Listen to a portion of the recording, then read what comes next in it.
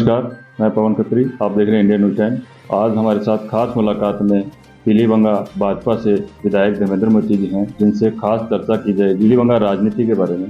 सबसे पहले सर स्वागत हुआ। राम राम सर। मौजूदा में सर अभी ये चर्चा चल रही है कि राजस्थान में बीजेपी सरकार बनेगी और आप द्वारा विधायक बन के आएंगे। तो आपको जो मौजूदा जो सरकार है राजस्थान की कांग्रेस सरकार है, कई बार क्या होता है कि आपने कोई कार्य बताया और यहाँ जनता ने आपको काम बताया और आपने आगे सरकार के लिए वहाँ उनको रिमाइंडर लगवाया और उन्होंने काम नहीं करवाया। गुस्सा भी आता है कई बार कि आपने कहा अभी मैं ये काम हमने करवाना है और जनता को भी लगता है यार विधायक जी हमारे काम नहीं करता है। इस तरह के कौन से कार्य आपको लगते हैं कि जो आपने उठाए, मुद्दे उठाए, आवाज़ उठाई और सरकार नहीं दे पाई और अपनी सरकार में आप ये सारे कार्य करवा पाए?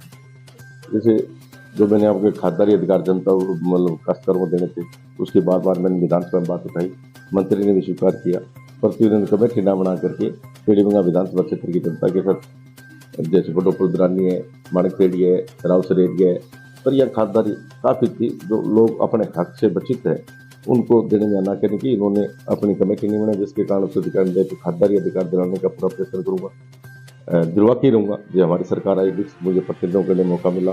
दूसरी बात, स्वयं का जो प्रोजेक्ट जो दिल्ली की दिक्कत है उसको गति दे करके जिस भूभाग में पानी पड़े जिसके कारण से फसल नहीं हो रही है उसको वापिस हरा भरा करने की कोशिश करूँगा, ताकि स्वयं का जो विकास निदान है वो सही ढंग से होकर के लोगों को लाभ मिल सके और पानी विकास मिल सके। इसी प्रकार से जैसे पीलीभंगा के अंदर एडीजी कोर्ट है, पीलीभंगा में एडीजी कोर्ट है, गोलूवाड़ा में तहसील है, तहसील की डिमांड है, कॉलेज की डिमांड है, और डब्ल्यू एरिया में भी कॉलेज की डिमांड है, और रावसर एरिया में भी मतलब ऐसी कई चीज़ें हैं जो अभी तक अधूरी पड़ी है। उसको पूर्ण करने के लिए भगवान ने मुझे आशीर्वाद दिया, जनता ने मुझे आशीर्वाद दी कि सेम समस्या है, चाहे वो जैसे राजस्थान के नाल पर पुल टूटे हुए दर्जर है, उनकी गंभीर समस्या है। आज पुल बंद पड़े हैं जिसके कारण से आवागमन बंद हो गया है।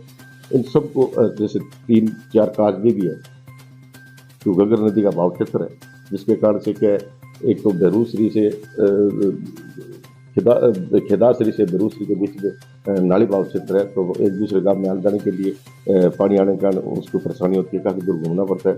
एक तो काजवी बाम बनाने की आवश्यकता है, दूसरा लुधियाना अमरपुरा जो एकदम नज़दीक एरिया नदी भाव आने के कारण से बंद पड़ा है। तीसरा तो सबसे बड़ी गंभीर समस्या है वो है बडोपुर बरानी के अंदर जब नाली भाव में पानी आ जाता है तो दो स्कूल है, दोनों उस तरफ है, तो बच्चे किश्तियों में जाते हैं, तो वहाँ भी पुल बनाने के काजवे बनाने की आवश्यकता है। और एक तीसरा पुल था 29 STG जो लुधियाना वगैरह ये 20-30 गाँव जोड़ता था और लखवाड़ी से मिलान करता था, पर उसमें मैंने बार निर्माण की, पर इन्होंने पैसे नहीं दिए। फिर भी मैंने जो सड़क सरकार ने 10 किलोमीटर MLA को टेस्ट देने की बात थी, उसमें से 1,80,00,000 रुपये मैंने स्वीकृति जारी करके और वो काम शुरू किया जो अभी पूर्ण हो जाएगा। एक काजवे बनाने का काम हुआ, वो भी जो मुझे हक मिला था उस हिसाब से सरकार ने नहीं दिया। ऐसे गंभीर कई समस्या है जिसको मेरे दिल और दिमाग में भी है, और मैंने विधानसभा का रिकॉर्ड आप मेरा उठा के देख लो कि क्षेत्र की जो भी समस्या थी, चाहे वो पानी की थी, चाहे बिजली की थी, चाहे वो सिंचाई पेयजल की थी।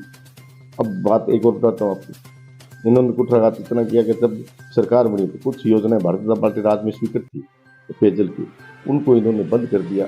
फिर मैंने विधानसभा में जब बजट सत्र चला तो उसमें मैंने PhD की डिमांड की, उसमें बोला तो मुख्यमंत्री जी वहाँ बैठे थे, उस तत्कालीन हमारे प्रभारी मंत्री और PhD मंत्री BD कल्ला भी वहाँ बैठे थे।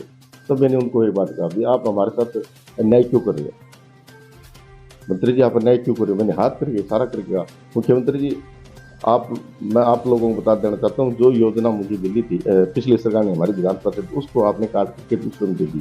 हमारे क्षेत्र में पानी की भयंकर समस्या है, पेयजल की भयंकर समस्या है। मैं हाथ लगा रखा कि पीने के पानी की मांग कर रहा हूँ। कोई लोग चाव कराते हैं, कोई धर्मांतरी काम, तो अब जो हमारा स्पीकर था वो भी ले गए। पर तो फिर भी एक बात उनको मैंने फिर की, मुख्यमंत्री जी और प्रभारी मंत्री जी, आप अंधेरा मत हो, जितने वोट मुझे मिले उतने आपके प्रत्याशी को मिले हैं, पर आप किसके साथ भेदभाव बरत रहे हो, किसके साथ अन्याय कर रहे हो? यदि अन्याय धर्मेंद्र मोदी के साथ करना है तो मुझे अकेले से लड़ लो, जनता के साथ आप क्यों नाइंसाफी की बात कर रहे हो? जो जितना हमारे साथ कुठाराघात करे उतना ही अपने आपको जो वोट दिए उनके साथ आप कुठाराघात कर रहे हो। पीलीभंगा की जनता आपको बर्दाश्त नहीं करेगी। आप उसी फिर जल जीवन मिशन आया, जल जीवन मिशन में फिर उन्होंने अपनी मर्जी से काम करना शुरू किया। हमें महसूस हुआ कि पीलीभंगा विधानसभा के साथ ये फिर कुठाराघात करेंगे, परंतु हमारे 3 विधायक थे हम साथ, तो समझ में आया, तीनों के समझ में आया कि हमें ये जल जीवन मिशन भारत सरकार का है और हमें दिल्ली चलना चाहिए। हम तीनों विधायक दिल्ली के, मैं था, राम प्रताप जी कासरिया थे और गुरदीप साहब ने दिल्ली जा करके हम भाई न्यालचंद से मिले और न्यालचंद जी के मार्फत से टाइम लेकर के गजेंद्र सिंह से मिले।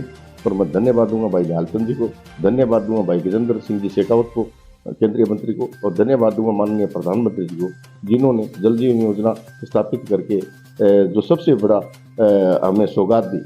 114 योजना में 192 करोड़ रुपए पीलीभीत विधानसभा क्षेत्र में स्वीकृत करा के लाया था। और आज मैं दावे के साथ कहता हूँ, मेरी विधानसभा क्षेत्र में जितने वाटर वर्कर सब में काम कर रहे हैं। परंतु दुर्भाग्य इस बात का रहा कि इस सरकार ने वही आंख करते हुए जल जीवन मिशन को तहस नहस करने की कोशिश की, घर बैठ के काम किया और लोगों की रसीदें काटी गई, लोगों से पैसे वसूल किए गए। परंतु जिनकी रसीदें काटी गई, जिनसे पैसे वसूल किए, उन आदमियों को आज तक पानी नहीं दे रहे। इसमें जल जीवन मिशन में भारी भ्रष्टाचार हुआ है। यदि भारतीय जनता पार्टी की सरकार आई तो निश्चित उसकी जांच कराएंगे। जो दोषी अधिकारी कर्मचारी, जो भी लोग दोषी है, उसको बख्शेंगे नहीं, क्योंकि उन्होंने भारत सरकार का जो माननीय प्रधानमंत्री का सपना था उसको चूर चूर करने की कोशिश की राज के दबाव में। ये मैं नहीं कहता आप 44 बिहार चल जाओ, आप मोदी नगर चले जाओ, कि आप रावसर एरिया में कहीं भी चले जाओ, कोई भी योजना देख लो, हर में भ्रष्टाचार की बू आती है। कोई भी कार्य इनका संपन्न नहीं हुआ, जिसके कारण से आज मुझे भी दुख इस बात का है कि जिन ढाणियों की सर्वे हुई, जिन घरों की सर्वे हुई, तो आज तक ये पाइपलाइन कहते अब पहले तो इनका ये पाइपलाइन डालने गए, पर आज इनसे बात करते हैं तब ये कहते पाइप खत्म होगी, पाइप ले गए। इसमें ठेकेदारों ने मनमर्जी की है, इन्होंने जिन जिनको अधिकार दिए सबने मनमर्जी की है। और जहाँ 10 ढाणियाँ 15 ढाणियाँ थी उसको बचत करके सिंगल ढाणी 5 किलोमीटर है उसको इन्होंने पाइप दे दी। मुझे दुख इस बात का है कि जिस प्रकार से माननीय प्रधानमंत्री जी का, माननीय केंद्रीय मंत्री गजेंद्र सिंह जी का, माननीय भाई न्यालचंद जी का जो सपना था उसको इन्होंने चूर चूर करने की कोशिश की है।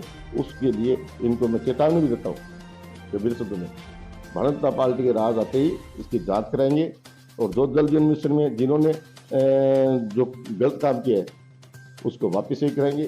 प्रत्येक ढाणी में पानी पहुंचाने की कोशिश करेंगे और जल जीवन मिशन को हर घर नल की व्यवस्था है, उस स्वच्छ जल की जो बात है वो हर घर पहुंचाने की कोशिश करेंगे। ये हमारे माननीय प्रधानमंत्री नरेंद्र भाई मोदी का सपना है, उसको साकार करेंगे। उसको जो बात है उसको इसी प्रकार उन्होंने सौभाग्य योजना में की थी। सौभाग्य योजना आज भी है, पर इसलिए नहीं किया जल जीवन मिशन और सौभाग्य योजना कि माननीय प्रधानमंत्री का नाम लोगों की जुबान पर चढ़ जाएगा। ये लोग इच्छा भी रखते हैं, जबकि भारत सरकार के जो पैसे हैं उनका दुरुपयोग कर रहे हैं सही योजना। अब जल जीवन मिशन में जितने पैसे, अब उसमें 50% भारत सरकार के थे, 40% राजस्थान सरकार के थे और 10% टैक्स इन्होंने नाजायज दर्जिया के रूप में जनता पर लगा दिया, जिसके कारण से हुआ कि सारी योजना को इन्होंने खुरदबुर करने की कोशिश की और एक भी निर्माण कार्य सही ढंग से नहीं कर रहे। अगर हम बात करें सर, मौजूदा में भाजपा की तरफ से धर्मेंद्र मोर्चे की टिकट भी फाइनल मानी जा रही है और जनता की तरफ से आपके यहाँ से पिछली बार जीत, जितने वोटों से जीत हुई उससे डबल वोटों से जीत भी कही जा रही है जनता के द्वारा। तो ये लोकप्रियता का कारण क्या है सर? मैं एक बात है, मैं जनता को भगवान मानता हूँ, मैं जनता को नमन भी करता हूँ, प्रणाम भी करता हूँ। हमारा भविष्य जनता में और जनप्रति की उम्र को जनप्रति बन करके ऐसे कलर करना या कदम में चलना या किसी और बात को लेकर के दाएं बाएं देखना, किसी सुनना नहीं, ये बात जनता स्वीकार नहीं करती। ये हमारे भगवान, मतदाता हमारे भगवान है। और मैं ये दावे फिर कहना चाहता हूँ आपको चैनल के माध्यम, जनप्रति की उम्र 5 साल होती है।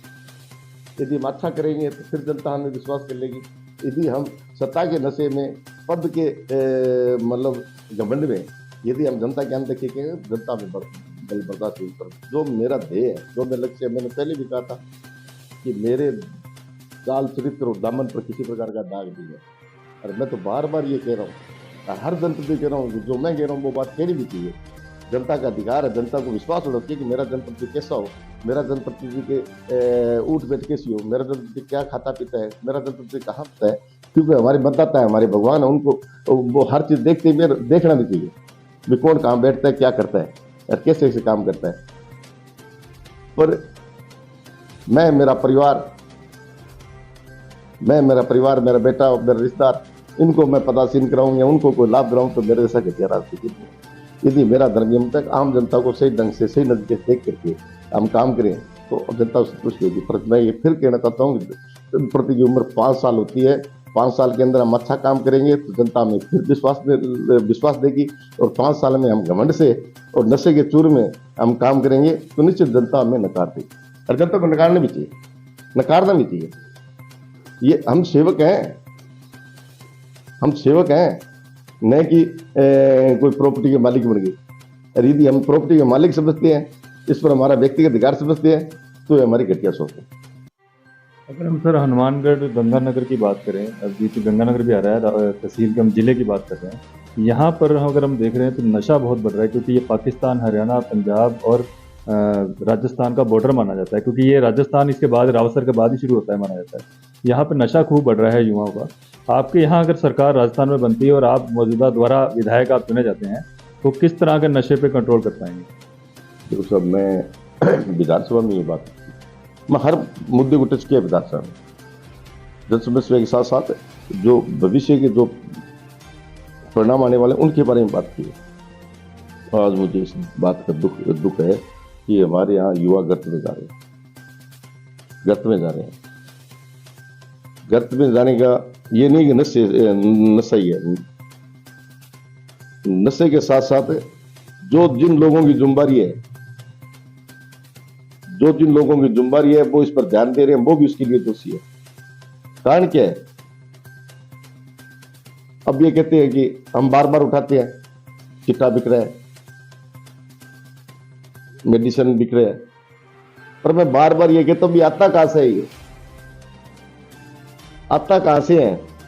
उत्पादन कहां से हो रहा है? अब वहां से आप ये सख्त कार्रवाई करने से नीचे तक आएगा नहीं। फिर किन के पास से सप्लाई होती है? ये लाखों करोड़ों में आती है गोलियां, चिट्टे हो रहे, और उसके बाद ये चिट्टा वगैरह ये तो तोड़े में बिकता है। गोलियां 10-10, 20-20, 30-30 बिकती है, अनेकों एजेंट पैदा करती है। पर ये आते कहां हैं? इनके जनक कौन है? उस पर आप कोई ध्यान नहीं दे रहा है। यदि जिनके जनक है उनको काबू कर ले और उनको सजा के दायरे में लिए तो निश्चित क्राइम कम हो जाएगा। पर इसके कारण से ये हुआ कि हमारा पीढ़ी का भी सत्यानाश हो रहा है। जो बच्चा इसमें सम्मिलित होता है नशे के धंधे में, अब वो नशा करना सीख जाता है तो वो नस्लता की तरफ आ जाता है।